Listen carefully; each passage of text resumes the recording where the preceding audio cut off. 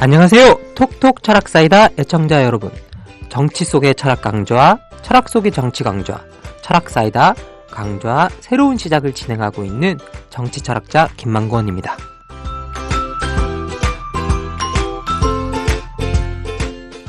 우리는 지난 2차례 강의를 통해 공리주의에 대해서 살펴보았습니다.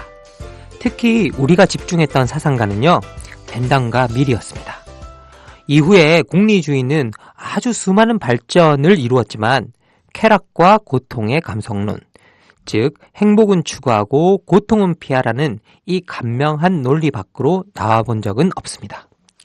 그리고 무엇보다 공리주의는요, 20세기 이후에 이 세계를 지배하는 가장 강력한 사상으로 자리 잡았습니다.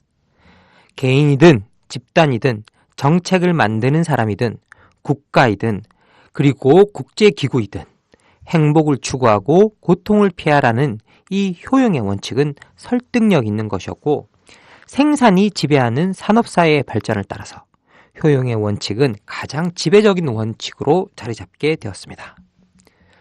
다만 안타까운 것이 있다면 밀이 강조했던 개인의 질적인 효용의 추구는 사라지고 벤담이 강조했던 개인의 양적인 효용 추구만이 남아서 효용의 따뜻한 측면은 공중으로 증발한 채 차가운 계산의 측면만 남아버린 공리주의가 우리를 지배하게 되었던 것입니다. 더불어 집단이 더 행복할 수 있다면, 그리고 공동체가 더 행복할 수 있다면, 국가가 더 행복할 수 있다면 이란 변명 아래 오용되기 시작한 효용의 원칙은 벤담과 밀이 그렇게 소중히 여겼던 개인의 권리를 때로는 짓밟아버리는 체제수능적인 사상이 되어버렸습니다. 그러나 공리주의가 내세웠던 쾌락과 고통의 감성론은 여전히 모든 이에게 지배적인 원칙이 되어갔고요. 2차례의 세계대전을 거치는 동안 이기는 자만이 살아남는 현실 속에 이 세계는 차가운 계산만이 남게 되었습니다. 오늘 저희들이 살펴보게 될 존 롤스의 정의론은 이런 현실 속에서 탄생한 자유주의의, 이렇게 말해도 될까요? 새로운 시작이었습니다.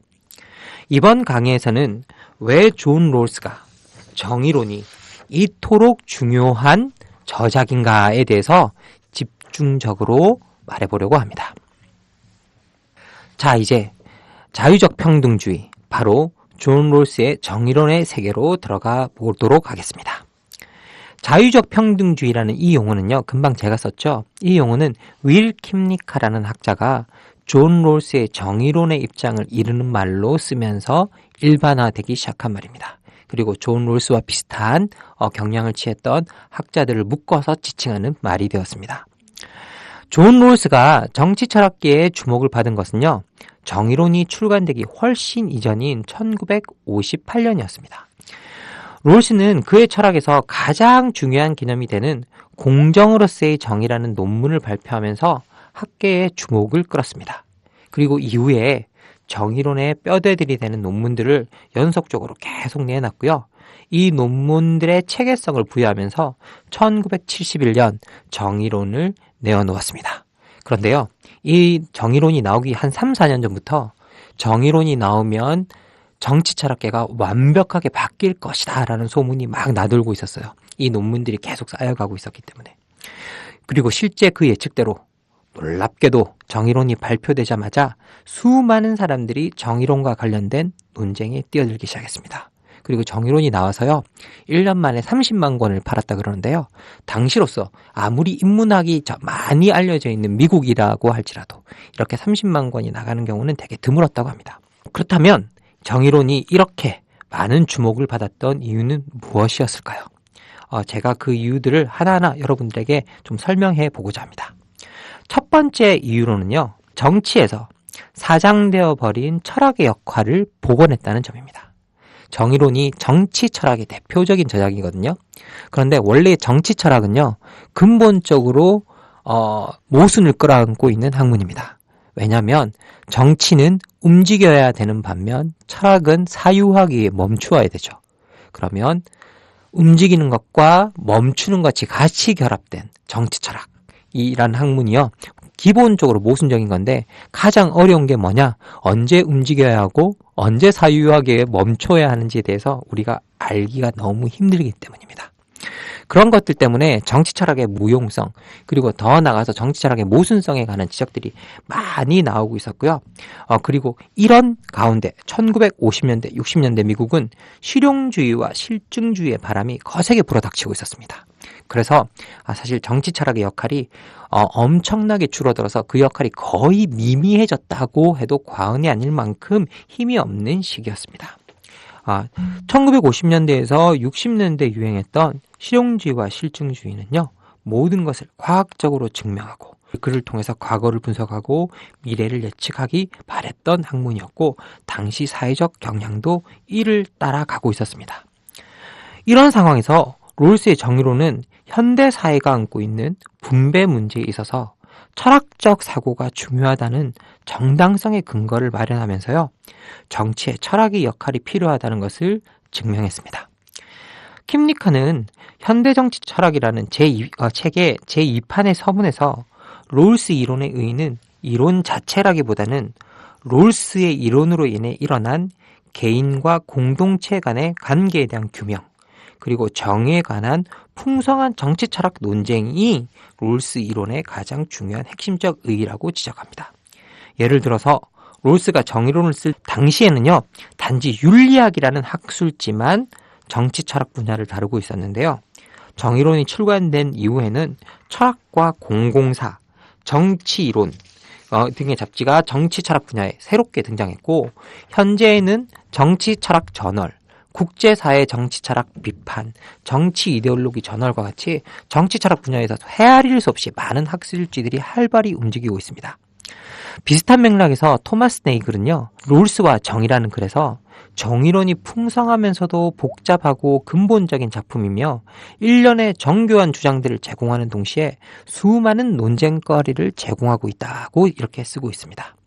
이 논쟁을 통해서 정치 철학은 잃어버렸던 영향력을 회복할 수 있었고요. 또 효용의 논리에 짓눌려 있던 사회 체계를 규범적으로 보는 학문적 경향이 다시 완전히 자체의 영역을 확보할 수 있게 되었습니다. 이런 정치 철학 논쟁은 70년대는 정의 논쟁으로 발전하고요. 80년대는 공동체 논쟁, 90년대는 시민과 다문화주의라는 주제로 확장되어 나오기 시작합니다. 그래서 여러분, 1971년 정의론이 나왔을 때 이 정의 논쟁이 지금 현재 우리가 이야기하고 있는 다문화 논쟁의 사실은 뿌리이기도 합니다. 자, 이제 롤스의 정의론이 사람들의 주목을 끌었던 결정적인 두 번째 이유에 대해서 한번 알아보도록 하겠습니다.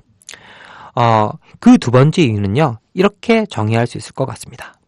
자유주의 정치 철학이 다루어야 할 주제를 정의로 내세웠다는 점입니다. 고대 그리스부터요, 서구 사회에서 정의는 항상 중요한 문제로 다루어졌습니다. 플라톤의 국가라는 1권에서부터 트라시마코스라는 인물과 소크라테스가 무엇이 정의인가를 놓고 격렬하게 대립하는 유명한 장면에서도 알 수 있듯이 정의는 인류 역사에서 가장 오래된 논쟁의 주제였습니다. 그러나 실증주의 및 기능주의의 도전, 국가의 이익을 중요시하는 현실주의 국제정치관, 그리고 개인의 이익을 강조하는 자유주의 자체의 문제로 인해서 정의라는 이 존재가 존재 자체에 대한 회의뿐만 아니라 한동안 수면 밑 깊은 곳으로 가라앉아서 논쟁을 거의 하지 않는 낡은 주제가 되어 있었던 상황이었습니다. 이런 시기에 롤스는 사회제도가 다루어야 할 제1덕목이 정의라는 주장을 내세움으로써 정의를 정치 철학이 다루어야 할 주제로 새롭게 제시하게 되었던 것입니다. 그래서 사회 체계의 효율성이 아무리 뛰어나다 할지라도 그 체계가 정당하지 못하다면 그 체계는 폐기되거나 수정되어야 한다는 주장을 통해 경제적 효율성이 정치적 정당성을 대신할 수 없음을 분명히 했던 것입니다. 그리고 이제 정의론이 중요한 마지막 세 번째 이유에 대해서 알아볼 텐데요. 그 세 번째 이유는 정의론이 자유주의 사회에 내재한 사회적, 경제적 불평등에 대해 도전하고 있다는 점입니다. 이러한 시도는 자유주의의 근간이 되었던 개인의 소유물에 대한 배타적 권리에 대한 도전이기도 했습니다. 분배의 문제를 고려해 볼 때 불평등 분배가 평등한 분배보다 나을 수 있는 철학적 근거는 불평등 분배의 최소 몫이 평등 분배의 양보다 많을 때뿐입니다. 이것은 실제 분배의 문제에 있어서도 자유주의 사회가 다른 평등 사회보다 더 나을 수 있는 유일한 근거이기도 합니다. 예를 들어서 공산주의에서 평등한 분배의 몫이 자유사회의 불평등 분배의 최소한의 몫보다 많다고 한다면 개인들 간의 평등을 중요시하는 인간들이라면 당연히 이러한 불평등 분배를 거부하게 될 것입니다. 더불어 심리적으로도 이런 불평등은 사회적 불만을 형성하는 계기가 될 수 있겠죠. 롤스는 지금까지 말씀드렸던 이런 정치적 발상을 바탕으로 한 사회가 반드시 똑같이 평등한 분배를 지향할 필요는 없다고 말합니다. 롤스는 사회적으로 좀 더 나은 여건에 있는 사람들의 이익이 개선이, 불리한 여건에 처해 있는 사람들의 삶의 질과 인생 전망을 개선할 수만 있다면 불평등은 어느 정도 허용되어도 좋다고 봅니다. 롤스는 자유주의 사회에서 불평등의 분배가 허용될 수 있는 근거로 개인의 이익 개선이 사회적 최소 수혜자의 이익을 개선해야 한다는 조건을 듭니다. 불평등을 개선하기 위해 불평등을 허용한다는 아이러니한 사회 경제적 발상이었던 것입니다. 그리고 기존의 자유적 사회가 옹호하던 개인의 배타적 소유권에 대한 도전이기도 했습니다. 이런 롤스의 주장은 이후 사회 분배 체계를 어떻게 구성할 것인가를 두고 사회적 안전망을 구축하는 모든 이론가들의 근거로 자리 잡기 시작합니다. 사실 저는 대학을 다닐 무렵에요, 스스로 자유주의자라고 떠들고 다녔습니다. 제 대학 시절 자유주의자는요, 누구에게나 회색 분자 취급을 받던 시절이었습니다. 그때 개인의 자유를 중요시하게 생각했던 저에게 가장 뼈아픈 비판은요, 자유주의가 개인의 빈곤에 대해선, 평등에 대해선 할 말이 없다는 것이었습니다.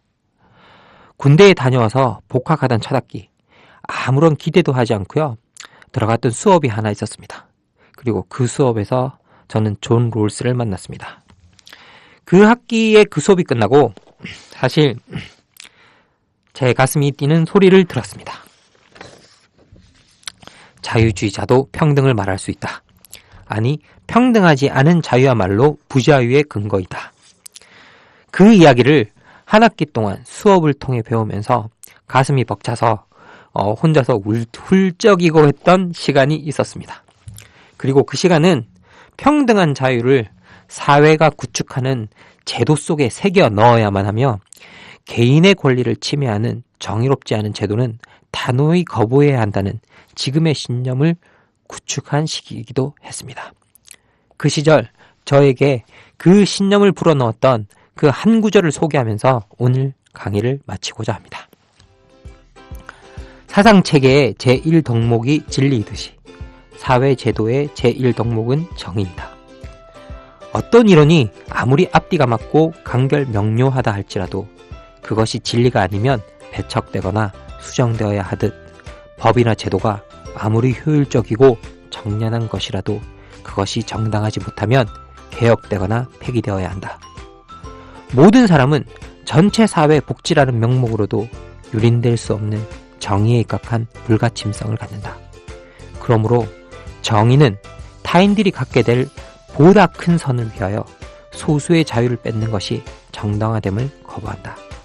따라서 정의가 보장하는 권리들은 어떤 정치적 거래나 사회적 이득의 계산에도 좌우되지 않는다.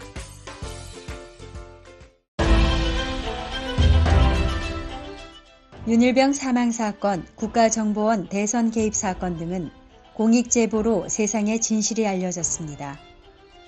이렇게 정부와 기업, 학교의 부정부패를 알린 공익제보자들의 용기를 기억하고자 참여연대는 매년 의인상을 수여하고 있습니다.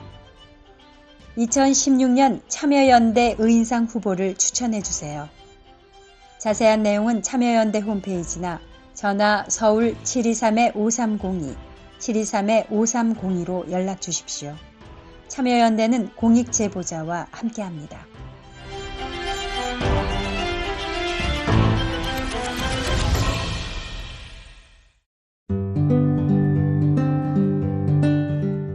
안녕하세요.